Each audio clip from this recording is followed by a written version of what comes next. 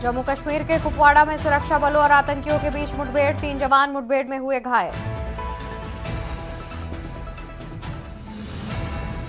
महाराष्ट्र के नवी मुंबई में 3 मंजिला इमारत गिरी, मलबे में कई लोगों के दबे होने की आशंका, कई लोगों को निकाला गया बाहर। पीएम मोदी की अध्यक्षता में नीति आयोग की बैठक आज, 7 राज्यों के सीएम ने आने से किया इनकार, ममता बनर्जी शामिल होंगी।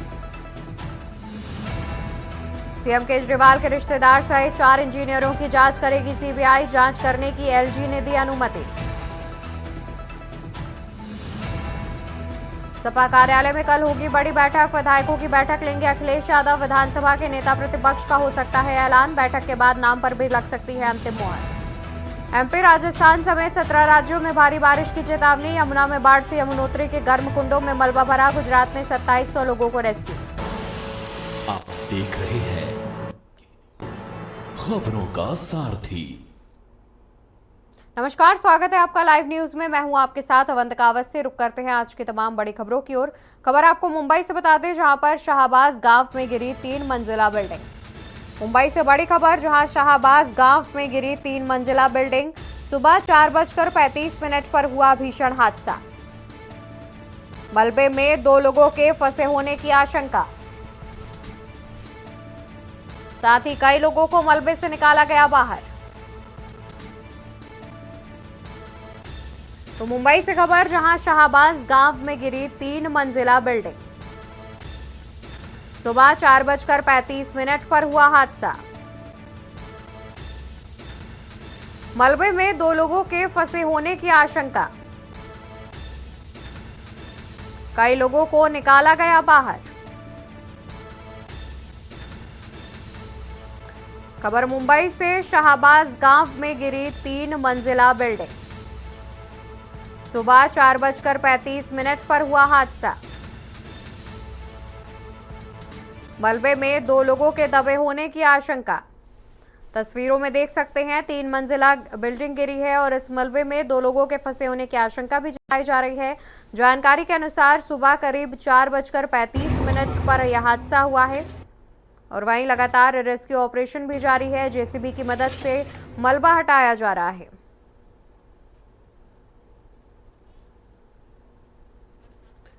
तो मुंबई के शाहबाज गांव में 3 मंजिला बिल्डिंग गिरने की वारदात सामने आ रही है। तस्वीरों में देख सकते हैं लगातार रेस्क्यू किया जा रहा है।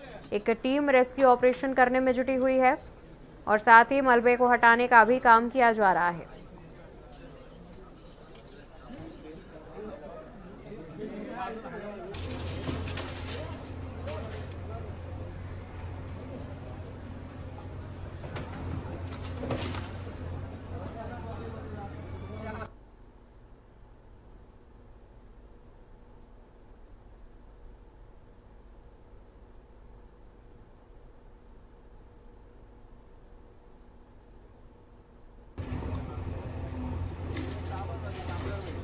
तो मुंबई से सीधी तस्वीर हम आपको दिखा रहे हैं, जहां पर 3 मंजिला बिल्डिंग गिर गई है और इस बिल्डिंग के गिरने से मलबे में करीब 2 लोगों के फंसे होने की आशंका भी जताई जा रही है।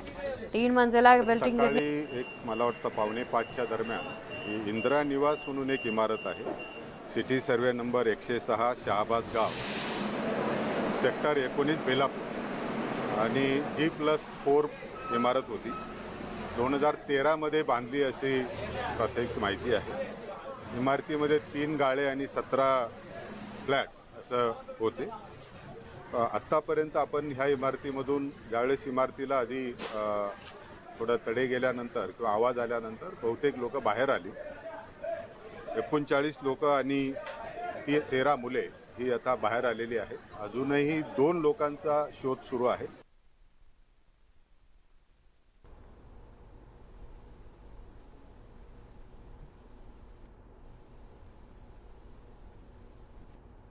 खबर चंडीगढ़ से, जहां पर सरकारी अस्पतालों के डॉक्टरों की हड़ताल हुई खत्म। सरकार और HCMSA के बीच हुई वार्ता। सरकार और HCMSA के बीच हुई वार्ता। वार्ता का निकला सकारात्मक परिणाम। HCMSA की ओर से हड़ताल खत्म करने का किया ऐलान। HCMSA की ओर से हड़ताल खत्म करने का किया ऐलान। कल से काम पर लौटेंगे सरकारी अस्पताल के डॉक्टर। तो सरकार HCMSA प्रतिनिधियों के काम पर लौटने की सहमति। बैकलॉग पूरा करने के विषय पर भी हुई सहमति। खबर चंडीगढ़ से, जहां पर सरकारी अस्पतालों के डॉक्टरों की हड़ताल हुई खत्म। सरकार और HCMSA के बीच हुई वार्ता का निकला सकारात्मक परिणाम। HCMSA की ओर से हड़ताल खत्म करने का किया ऐलान। HCMSA की ओर से हड़ताल खत्म करने का किया ऐलान।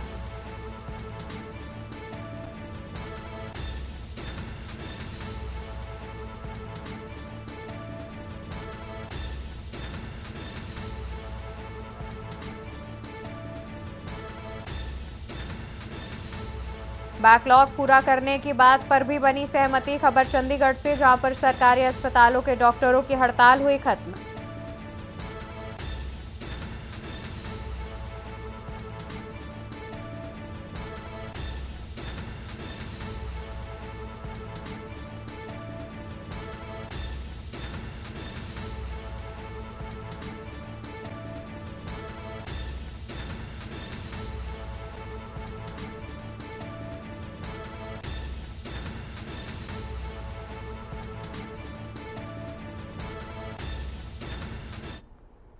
वहीं आम आदमी पार्टी विधानसभा चुनाव को लेकर जोर शोर से चुनावी मैदान में उतर चुकी है।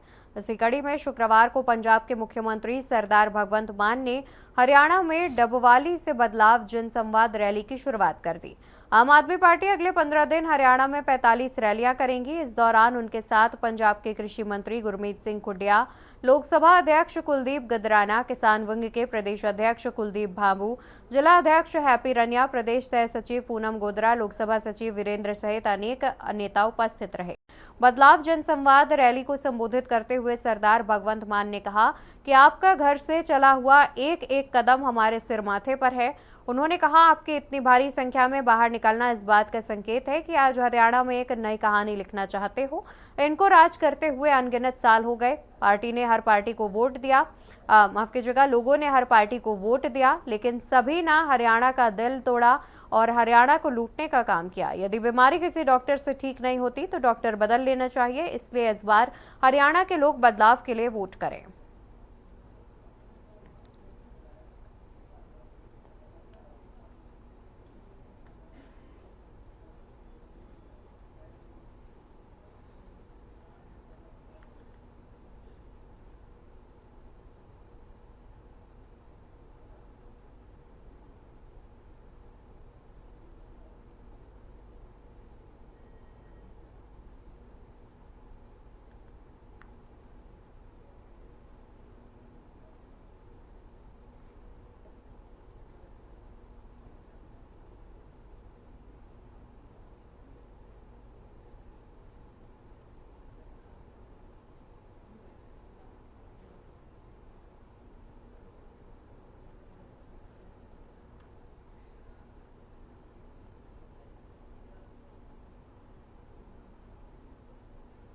और इसी बीच राजधानी लखनऊ से खबर सामने आ रही है, जहां पर बलिया हादसे का सीएम योगी ने लिया संज्ञान।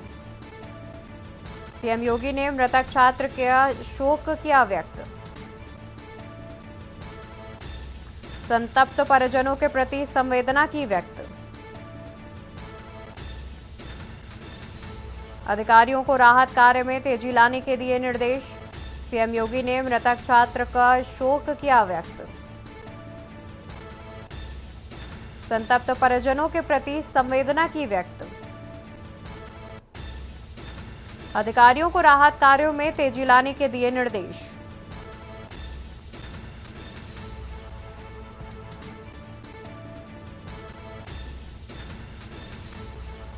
तो बलिया हादसे का मुख्यमंत्री योगी आदित्यनाथ ने लिया संज्ञान। बलिया में हुए हादसे का मुख्यमंत्री ने लिया संज्ञान और मृतक छात्र को शोक किया व्यक्त। छात्र की मौत पर मुख्यमंत्री ने शोक किया व्यक्त और साथ ही परिजनों के प्रति संवेदना भी व्यक्त की।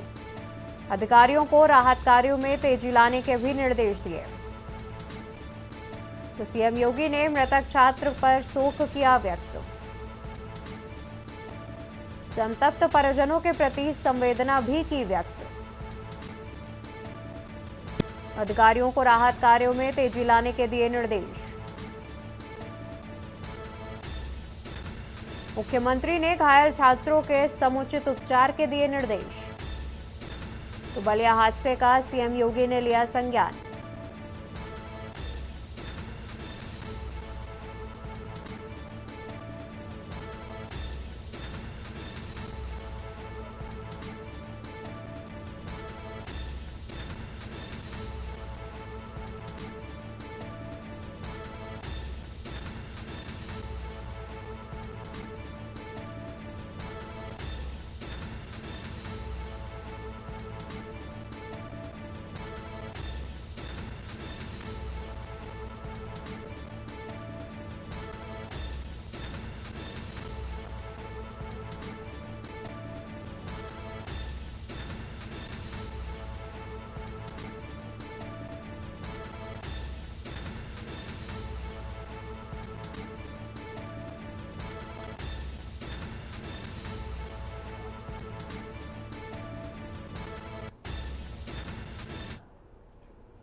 यमुनानगर के जगाधरी में कारगिल विजय दिवस पर कारगिल शहीदों की याद में तिरंगा मशाल पदयात्रा निकाली गई।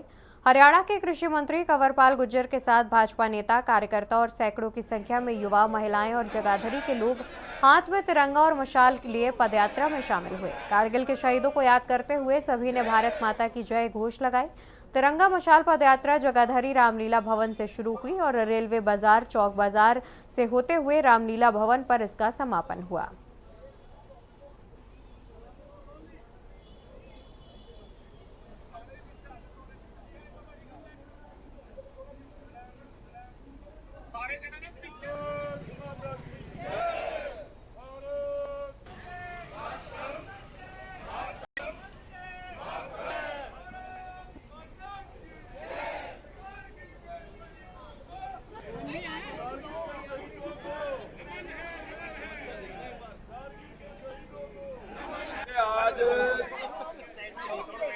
इन लोगों की वजह से हमने कारगिल जिंदा और पूरी दुनिया में इसका मान सम्मान बढ़ा। उन महापुरुषों को, उन शहीदों को नमन करने के लिए आज ये यात्रा निकाली जा रही है। और कारगिल की लड़ाई है वो दुनिया की बिल्कुल अलग टाइप की लड़ाई थी, जिसमें टाइगर हिल पे वो बहुत ऊंचाई पे थे और हमारे सैनिक नीचे थे, लेकिन हमारे सैनिकों के अदम्य साहस ने फिर भी हराने का काम किया। तो ऐसे महान शहीदों को हम नमन करते हैं और पूरे देश में आज कल और आज इस प्रकार के कार्यक्रमों का आयोजन किया जा रहा है। उन वीरों को हम नमन करते हैं। डेरा बाबा नानक के गांव मूलोवाली से एक बेहद दुर्भाग्यपूर्ण खबर आई, जहां 26 साल के सेना के जवान सुखप्रीत सिंह की दिल का दौरा पड़ने से मौत हो गई। इसकी जानकारी देते हुए सेना के अधिकारी और परिजन मौके पर बताया गया कि लांस नायक ऑपरेटर के पुत्र बलजीत सिंह असम के ग्लेशियर पर अपनी ड्यूटी करके आ रहे थे। जवान ग्लेशियर से लौटकर 19 जुलाई को अपने घर आए। कुछ दिन पहले उनकी तबीयत अचानक बिगड़ गई और उन्हें डेरा बाबा नानक के सिविल अस्पताल ले जाया गया, जहां डॉक्टरों ने उन्हें आर्मी अस्पताल अमृतसर रेफर कर दिया। परिवार के सदस्यों ने बताया कि आर्मी अस्पताल के डॉक्टरों ने उनका चेकअप करने के बाद मृत घोषित कर दिया, जहां आज उनके पैतृक गांव मूलोवाली के शमशान घाट में सरकारी सम्मान के साथ अंतिम संस्कार किया गया। इस मौके पर तिबरी कांड से पहुंची सेना की टुकड़ी ने लॉस नायक सुखप्रीत सिंह को सलामी दी और उनके पिता को तिरंगा झंडा भेंट किया।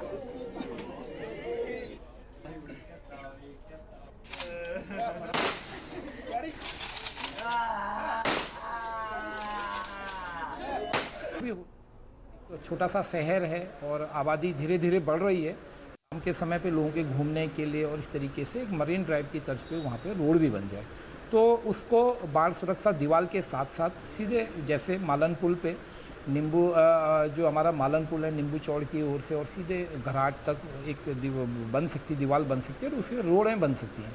वैसे पल्ली साइड में हमारा जो नींबू चौड़ से है वो पूरा खतरा बना हुआ है, भले ही वहाँ पे एक रोड बनी है लेकिन वो गांव तक नहीं जाती है। ऐसे ही हमारा मालन नदी पे है, वैसी सुकरा, वैसी खो नदी पे। खो नदी पे शुरुआत में थोड़ा सा शुरुआत तो हुई थी लेकिन वो पूरा हो नहीं पाया वो काम। तो ये निवेदन एक तो मैंने माननीय मुख्यमंत्री जी से किया। दूसरा, और यहाँ रुकेंगे एक छोटे से ब्रेक के लिए, जल्द हाजिर होंगे। आप देख रहे हैं के न्यूज, खबरों का। ब्रेक से वापस आ चुके हैं। रुक करते हैं खबरों की ओर, जहां पालेवाल की पुलिस को उस समय बड़ी सफलता मिली जब पुलिस ने नारकोटिक्स सेल के साथ मिलकर एक ढाबे पर रेड किया तो वहां से 2 किलो भुक्की और 2000 रुपए ड्रग मनी बरामद हुआ और एक युवक को गिरफ्तार किया। पुलिस युवक से आगे की पूछताछ कर रही है।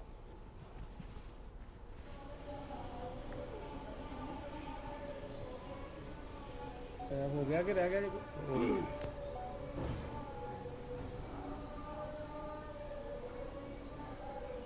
ਹੋ ਗਿਆ ਵਿੱਚ ਕੱਲ ਜਦੋਂ ਮੈਂ ਜੁਆਇਨ ਕੀਤਾ ਸੀ ਉਦੋਂ ਹੀ ਇੱਕ ਸਾਡਾ ਸਾਂਝਾ ਆਪਰੇਸ਼ਨ ਹੋਇਆ ਨਾਰੋਟਕ ਸੈੱਲ ਦੇ ਨਾਲ, ਜਿਹਦੇ ਵਿੱਚ ਇੱਕ ਕੋਮਲ ਢਾਬਾ ਸੀਗਾ ਗੁਰਦਾਸਪੁਰ ਰੋਡ ਤੇ ਹੀ ਹੈਗਾ ਤੇ ਉੱਥੇ ਧਰਮਿੰਦਰ ਸਿੰਘ ਜਿਹੜਾ ਹੈਗਾ ਆਪ ਹੀ ਢਾਬਾ ਚਲਾਉਂਦਾ ਸੀ, ਜਿਹੜਾ ਕਿ ਭੁੱਕੀ ਦਾ ਕੰਮ ਕਰਦਾ ਸੀ, ਜਿਹਦੇ ਕੋਲੋਂ ਅਸੀਂ 2 ਕਿਲੋ ਭੁੱਕੀ ਤੇ 2000 ਰੁਪਇਆ ਤੇ ਕੁਛ ਹੋਰ ਕੋ ਪੈਸੇ ਜਿਹੜੇ ਹੈਗੇ ਆ ਡਰੱਗ ਮਨੀ ਜਿਹੜੀ ਅਸੀਂ ਰਿਕਵਰ ਕੀਤੀ ਹੈਗੀ ਆ। ਮੈਡਮ ਇਹਦੇ ਵਿੱਚ ਕੁਛ ਇਹ ਪਤਾ ਲੱਗਾ ਕਿ ਕਿੱਥੋਂ ਲੈ ਕੇ ਆਉਂਦਾ ਸੀ ਜਾਂ ਅੱਗੇ ਕਿੱਥੇ ਸਪਲਾਈ ਕਰਦਾ ਸੀਗਾ, ਕੋਈ ਇਹਦੀ ਜਾਂਚ ਕਰ ਰਹੇ ਹੋ? ਹਾਂਜੀ, ਇਹਦੀ ਕਰ ਵੀ ਰਹੇ ਜਾਂਚ। ਇਹ ਐਕਚੁਅਲੀ ਇਹਦਾ ਢਾਬਾ ਹੈਗਾ ਸੀ, ਜਿਵੇਂ ਟਰੱਕਾਂ ਵਾਲੇ ਆਉਂਦੇ ਸੀਗੇ, ਕੋਈ ਇਹਦੇ ਕੋਲੋਂ ਆ ਕੇ ਲੈਂਦੇ ਸੀ ਤੇ ਇਹਦੇ ਚਾਹ ਵਗੈਰਾ ਚ ਪਾ ਕੇ ਉਹਨਾਂ ਨੂੰ ਜਿਹੜੇ ਦਿੰਦਾ ਸੀ। ट्रक वाले गांव कोई हैगे जेडे वो दे के जांदा सी उन्होंने पर। वहीं खबर राजधानी लखनऊ से, जहां पर यूपी के विकास प्राधिकरण में निकली बम्पर भर्तियां। प्रत्येक प्राधिकरण में 1 से 2500 पद तक होंगे सृजित। रिक्त 60 से 70% पदों की होगी भर्ती। रिक्त 60 से 70% पदों की होगी भर्ती। 25 वर्ष बाद प्राधिकरण में सृजित हो रहे नए पद। 25 वर्ष बाद प्राधिकरण में सृजित हो रहे नए पद। प्रशासनिक अधिकारियों, राजस्व, इंजीनियरिंग की होगी भर्ती। नगर नियोजकों, लेखाधिकारियों के पदों पर होगी भर्ती। प्राधिकरण की सीमाएं बढ़ाने के साथ खाली पदों पर होगी भर्ती।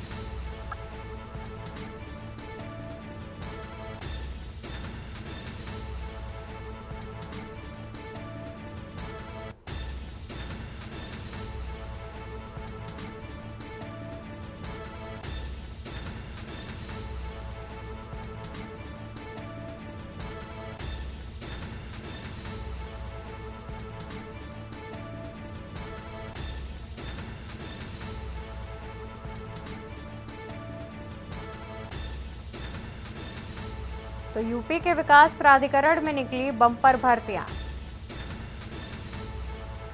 प्रत्येक प्राधिकरण में 1 से 2500 पद तक होंगे सृजित।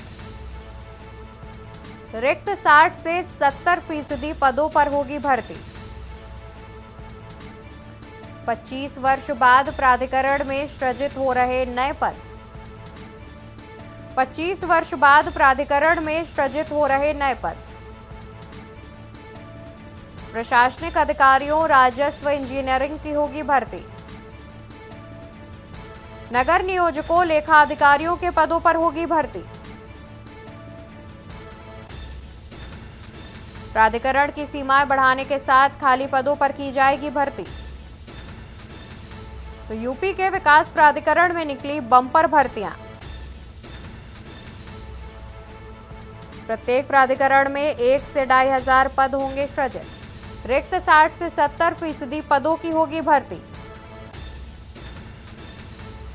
25 वर्ष बाद प्राधिकरण में सृजित हो रहे नए पद।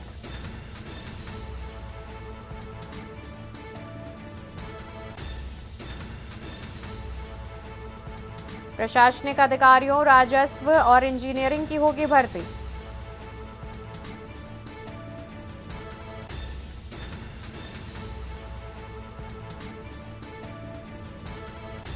प्राधिकरण की सीमाएं बढ़ाने के साथ खाली पदों पर होगी भर्ती।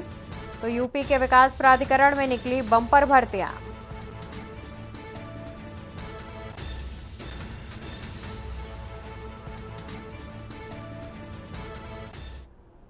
तो वहीं राजधानी लखनऊ से जहां पर एलडीए ने बढ़ाई अपनी कमाई, पूर्व वीसी इंद्रमणि त्रिपाठी की मेहनत लाई रंग, लक्ष्य से ज्यादा कमाई कर यूपी में अव्वल रहा एलडीए।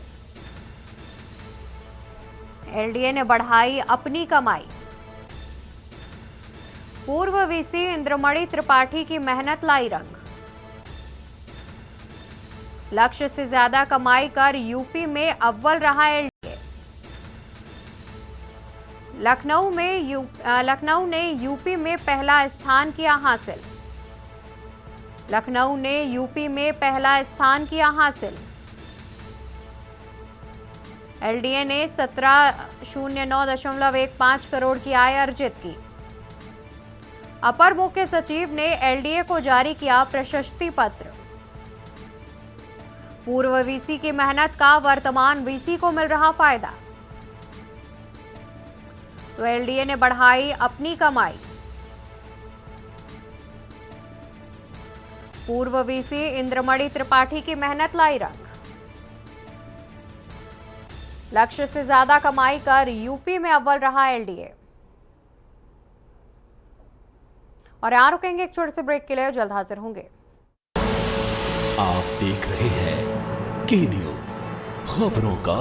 ब्रेक से वापस आ गए हैं, रुक करेंगे खबरों की ओर, जहां लोन रिकवरी करने आए लोगों ने की दबंगाई। बुजुर्ग पिता, पत्नी और बेटी से की जमकर दबंगाई। घर में घुसकर धमकाया, डराया और बेइज्जत किया। रजनी सिंह के घर पर कब्जा करने की भी कोशिश की।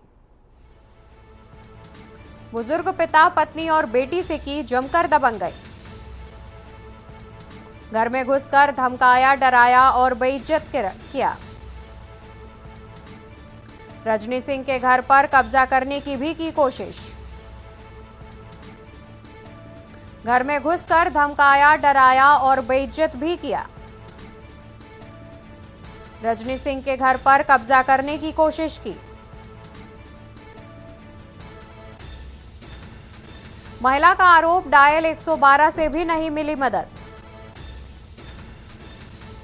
घबराई महिला ने इंदिरानगर पुलिस को दी तहरीर। तो लोन रिकवरी करने आए लोगों ने की दबंगाई। बुजुर्ग पिता, पत्नी और बेटी से की दबंगाई। घर में घुसकर धमकाया, डराया और बेइज्जत किया।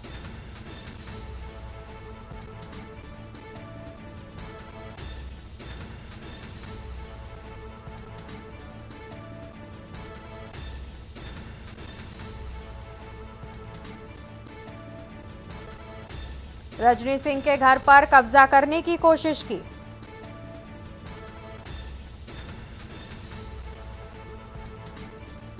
घबराई महिला ने इंदिरानगर पुलिस को दी तहरीर।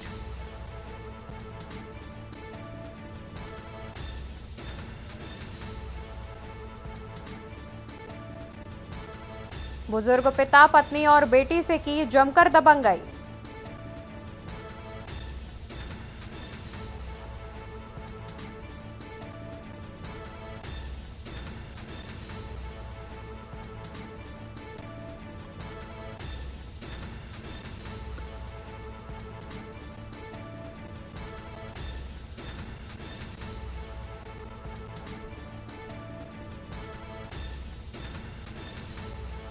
महिला का आरोप, डायल 112 से नहीं मिली मदद। घबराई महिला ने इंदिरानगर पुलिस को दी तहरीर। तो लोन रिकवरी करने आए लोगों ने महिला से की दबंगाई।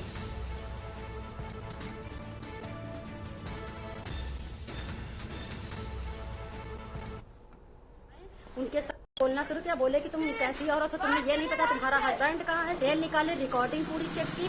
उसके बाद बोले कि तुम इनके फ्रेंड को फोन मिलाओ, फ्रेंड को फोन मिलाए, वहाँ पे बात किए। और उसके बाद हमारी बिटिया को देखने गए पीछे कमरे में। मैं किराएदार से बिटिया को अपने नहीं लाई थी, 5 साल की बिटिया थी। वो भी बिटिया से पूछे, बेटा तुम ये बताओ तुम्हारे पापा कब आते हैं, कब सोते हैं, क्या करते हैं, आते हैं कि नहीं आते। हमने कहा ठीक है, आके 11 बजे रात में आना, देख लेना। सारे किराएदार को बुलाए, बोले कि हमको अपना अपना वो दो अमाउंट दो, कितने अमाउंट पे रहते हो, कितना पैसा देते हो। बोले 3-3 हज़ार पे देते हो।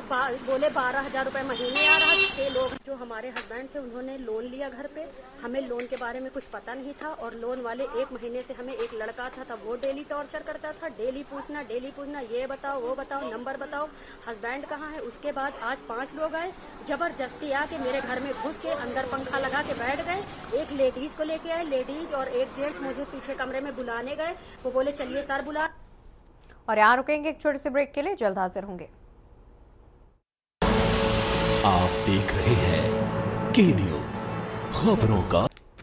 ब्रेक से वापस आ रहे हैं, मैं हूं आपके साथ सूरी चौहान। बरेली से खबर सामने आ रही है। आपको बता दें बरेली से इस वक्त की अहम खबर।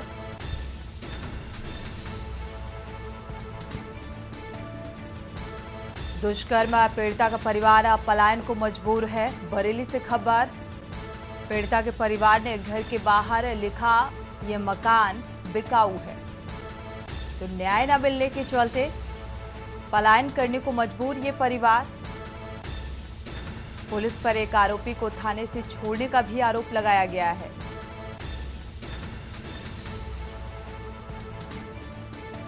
बृहस्पतिवार को पुलिस ने एक आरोपी को जेल भी भेजा था और 15 साल की लड़की को कोल्ड ड्रिंक में नशा देकर रेप की वारदात को अंजाम दिया गया था। इस मामले में पीड़िता के अश्लील फोटो वीडियो बनाकर भी वायरल किया गया और जो प्रशासनिक कार्यशैली है, ब्लैकमेल करने की कोशिश की गई इस पीड़िता को। और प्रशासनिक कार्यशैली पर सवाल।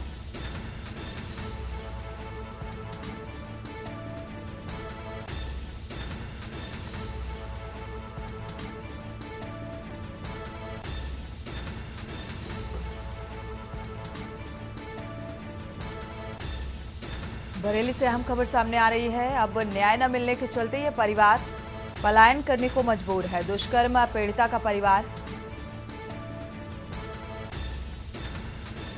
ने कई गंभीर आरोप भी लगाए हैं।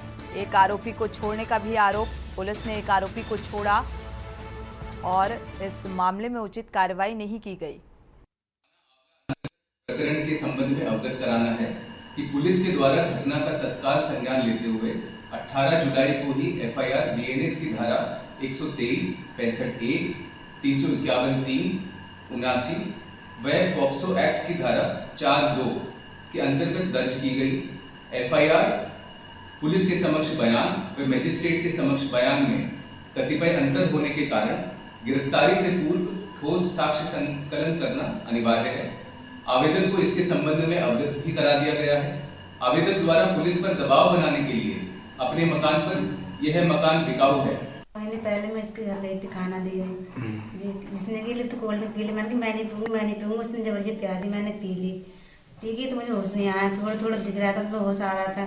तो इन्हें फोटो खींच लेते मैं तो कह रहा ले देख तेरे फोटो इस पर डाल दूँ। तुमने अपने घर वालों से की तो तेरे भाई को मार दूँ, तुझे मार कर डालूंगा। उसमें चावल बेचने गई थी कोटे की, तो उसने देख एक औरत थी और उसको पहचानती हूँ, लड़की पहचानती हूँ मैं। इनकी तहेरी बहन थी सोनम। चावल बेचने गई, उसने देख फोटो, तू मेरे फोटो देख। फोटो ने देख तेरे फोटो बाहर कर दूँ। मैं साथ में गई, छोटा बाल के रुमाल लगा दिया मुँह पे लगा के उन्हें खाने गए तो मुझे होश आया। छोटा सा कमरा था सफेद कलर का, हरे हरे पर्दे लगे थे उसमें। और डॉक्टर ने ये कही अनिता नाम की लड़की ने कि घर जाके तू नहा लेना, अपने कपड़े सर में धोकर डाल देना। मैं आ गई तो मुझे रिक्शे मिटा के आज रास्ते में छोड़ दिया। तो उस दिन मैं गई थी तो थाने में गई थी तो उल्टे बयान लिए थे मेरे। उन्होंने धमकाया, डराया, पापा को धमकाया, डराया कि एक लड़के छुड़वा दे तो एक को तब जेल करवा दे। आपने एफआईआर कब छुड़ाई थी? 18 तारीख, इसी 18 तारीख के साथ। अच्छा, और इन लोगों ने कोई सुनवाई ना करी हमारी दोबारा। पीड़ित परिवार ने ये चस्पा किया है अपने मकान के बाहर, ये लिखवाया कि इस नंबर पर संपर्क करें, आंवला बरेली, ये मकान बिकाऊ है। न्याय न मिलने के चलते ये लिखवाया गया और ये परिवार पलायन करने को मजबूर है क्योंकि नशा देकर युवती के साथ रेप की वारदात को अंजाम दिया गया। बरेली से संवाददाता शानू कुमार इसी खबर पर जुड़े हुए हैं। शानू कुमार, क्या अपडेट है, क्योंकि अब ये परिवार पलायन करने को मजबूर है, प्रशासनिक कार्यशैली पर भी सवाल उठते हुए नजर आ रहे हैं।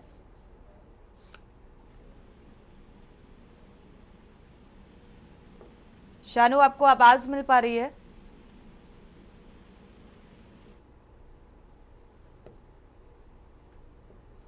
चलिए दोबारा से संपर्क करने की कोशिश करते हैं। फिलहाल जिस तरीके की कार्यशैली यहां पर प्रशासनिक अमले की नजर आ रही है, गंभीर मामले में भी उचित कार्रवाई नहीं हुई और अब ये परिवार न्याय न मिलने के चलते पलायन करने को मजबूर है, यानी कि मकान बेचकर यहां से पलायन करने को मजबूर हुआ है और एक आरोपी को छोड़ने का भी आरोप लगाया गया। तो पीड़िता की अश्लील फोटो वीडियो बनाकर ब्लैकमेल करने की कोशिश की गई, इस मामले को दबाने की कोशिश की गई बजाय कार्रवाई करने के।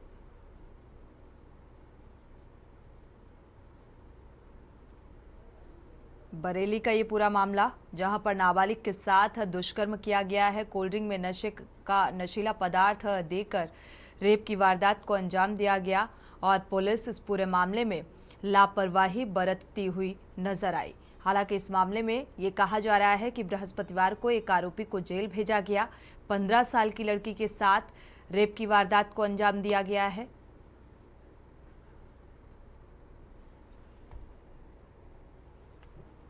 वीडियो और फोटो भी वायरल कर ब्लैकमेल किया गया और पुलिस इस मामले में कार्रवाई करती हुई नजर नहीं आ रही है। शानू कुमार इसी खबर पर जुड़े हुए हैं, ब्यूरो चीफ बरेली के। शानू कुमार, क्या अब इस मामले में कोई कार्रवाई होती हुई नजर आ रही है? देखिए सोनी, लगातार ये मामला तूल पकड़ता नजर आ रहा है और अब जो नाबालिग दुष्कर्म पीड़िता है उसके परिवार ने अपना पलायन को मजबूर हो गया और उन्होंने बड़ा सा जो एक लिखावट है वो उन्होंने अपने घर के बाहर लगाई है। लेकिन भाई बरेली पुलिस की बात की जाए तो इसमें कार्रवाई के नाम पर सिर्फ खाना पूर्ति की गई, मामले में मुकदमा दर्ज किया गया और एक युवक को पकड़ करके ऐसा आरोप है परिवार वालों को कि उसको थाने से ही छोड़ दिया गया।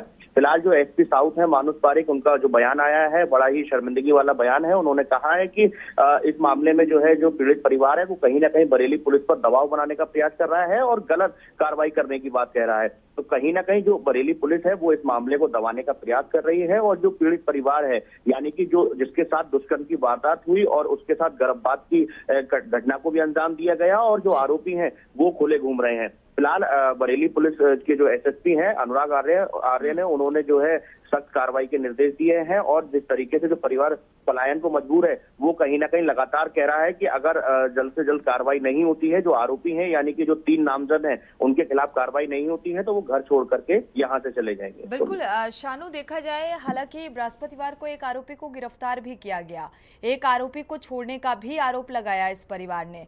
क्या ये आरोपी गांव के ही बताए जा रहे हैं और नामजद अगर मामला दर्ज हुआ है तो अभी तक गिरफ्तारी क्यों नहीं की गई प्रशासनिक अमले की तरफ से?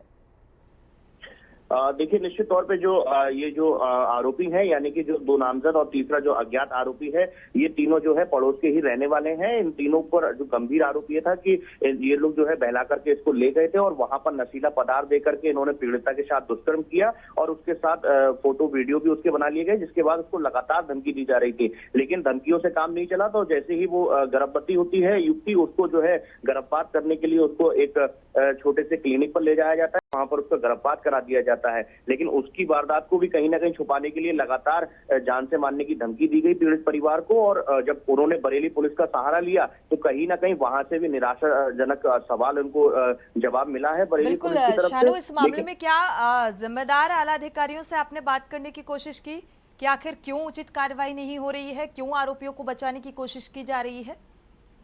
देखिए बिल्कुल जो एसपी साउथ है यानी कि जो मानुष पारिक हैं आईपीएस बरेली के, उनका साफ तौर पर से कहना है कि मामले में जो साक्ष्य अब तक आए हैं वो कहीं ना कहीं अभी डाउटफुल हैं और उनको क्लियर करके ही न्यायालय के समक्ष पेश किया जाएगा और उसके बाद ही कोई कार्रवाई की जाएगी। फिलहाल उन्होंने बड़ा दावा ये किया है जो पीड़ित परिवार है यानी कि जो दुष्कर्म पीड़ित है उसका परिजन जो है उन पर गलत कार्रवाई करने का दबाव बना रहे हैं और इसीलिए उन्होंने ये मकान पे पलायन का जो लिखावट है वो उन्होंने तैयार की है। तो कहीं ना कहीं जो पीड़ित परिवार है उसको न्याय मिलने की उम्मीद अभी तक नजर नहीं आ रही है। शुक्रिया इस तमाम जानकारी को साझा करने के लिए। तो फिलहाल अब न्याय न मिलने की उम्मीद में ये परिवार जो है पलायन करने को मजबूर नजर आ रहा है।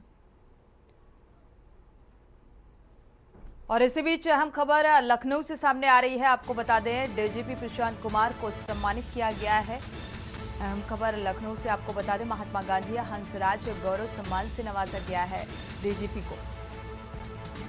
तो 77वें स्थापना दिवस समारोह में सम्मानित किया गया। यूपी डीजीपी प्रशांत कुमार को यह सम्मान से नवाजा गया है। दिल्ली विश्वविद्यालय के हंसराज महाविद्यालय में इस कार्यक्रम का आयोजन किया गया और इसी कार्यक्रम के दौरान सम्मानित किया गया। तो बीएससी जियोलॉजी ऑनर्स के केंद्रीय राज्य मंत्री हर्ष मल्होत्रा और सांसद की मौजूदगी भी रही। इस बीच बढ़ते आगे श्रावस्ती से अहम खबर सामने आ रही है। एक बार फिर मानवता को शर्मसार कर देने वाली तस्वीर सामने आई है। गांव के पास सड़क किनारे मिला नवजात का शव। पुलिस ने शव को पोस्टमार्टम के लिए भेजा। सिरसिया थाना क्षेत्र के हुसैनपुरवा का यह मामला बताया जा रहा है।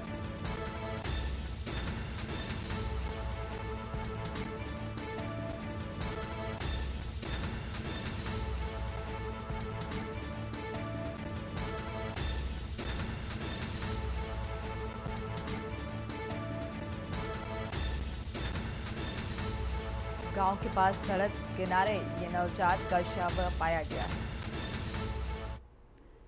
लखनऊ से खबर, कांग्रेस हस्ताक्षर अभियान चलाएगी। जातीय जनगणना के लिए ये अभियान चलाया जाएगा और जातीय जनगणना के लिए 10 लाख हस्ताक्षर कराए जाएंगे।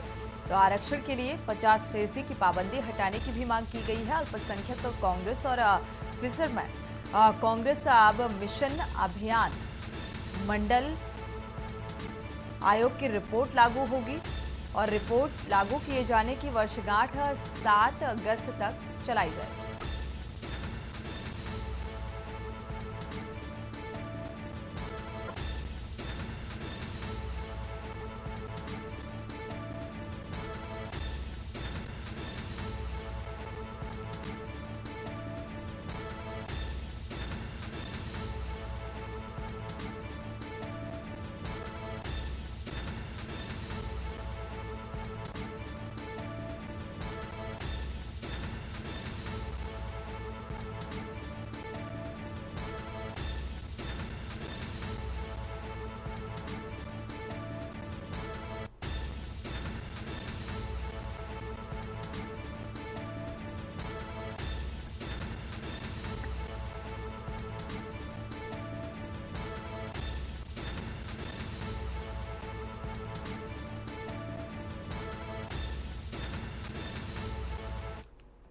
वक्त एक छोटे से ब्रेक का, लौटेंगे चाल।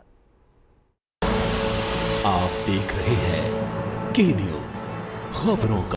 ब्रेक से वापस आ रहे हैं, रुक करते हैं खबरों का। सीतापुर से अहम खबर, पति ने पत्नी को उतारा मौत के घाट। पत्नी ने पत्नी का सिर काटा।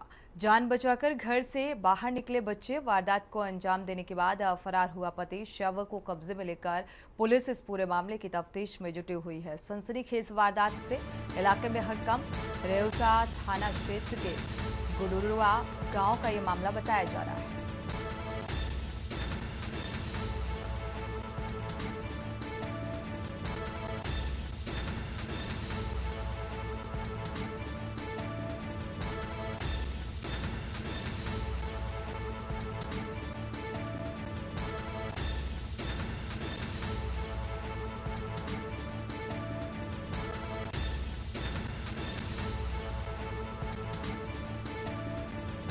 पति ने पत्नी को मौत के घाट उतार दिया, मौके से फरार है। हालांकि सनसनीखेज वारदात से इलाके में हड़कंप। अब पुलिस इस मामले की तफ्तीश में जुटी हुई है।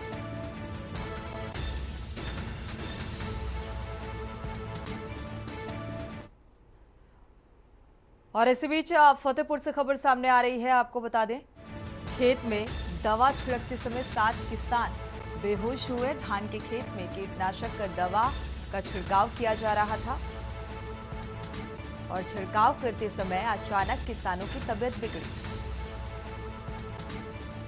तो हालत बिगड़ने पर पीएचसी में भर्ती कराया गया है। कीटनाशक दवा का छिड़काव करने के दौरान तबीयत खराब हुई किसानों की। सोचिए जरा किस तरीके से ये हानिकारक है और फसलों में इसका छिड़काव और जो फसल होती है उसके साइड इफेक्ट का भी अनुमान लगाया जा सकता है। सोथर थाना क्षेत्र का ये मामला बताया जा रहा है, झाल तिराहा का मामला, जहां पर कीटनाशक दवा का छिड़काव कर रहे थे धान की फसल में और 7 किसान बेहोश हुए हैं। हालांकि उपचार के लिए अब अस्पताल में भर्ती कराया गया है, इलाज जारी।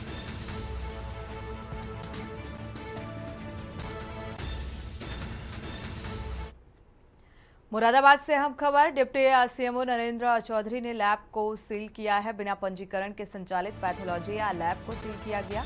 GRS पोर्टल पर डिप्टी ये जानकारी मिली थी।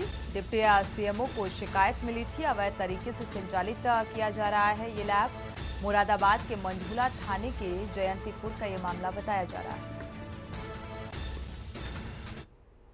प्रयागराज से खबर, थाना नवाबगंज एसओजी गंगानगर की कार्रवाई, चोरी की गई 3 बुलेरो और 2 स्कॉर्पियो, 5 बैटरी बरामद की गई। वाहनों की अनुमानित कीमत जो है वो 53 लाख रुपए बताई जा रही है। मामले की जांच, अभियुक्त गिरफ्तार किए गए हैं। जांच पड़ताल जारी। थाना नवाबगंज और कड़िहार बाजार के पास से ये गिरफ्तारी की गई।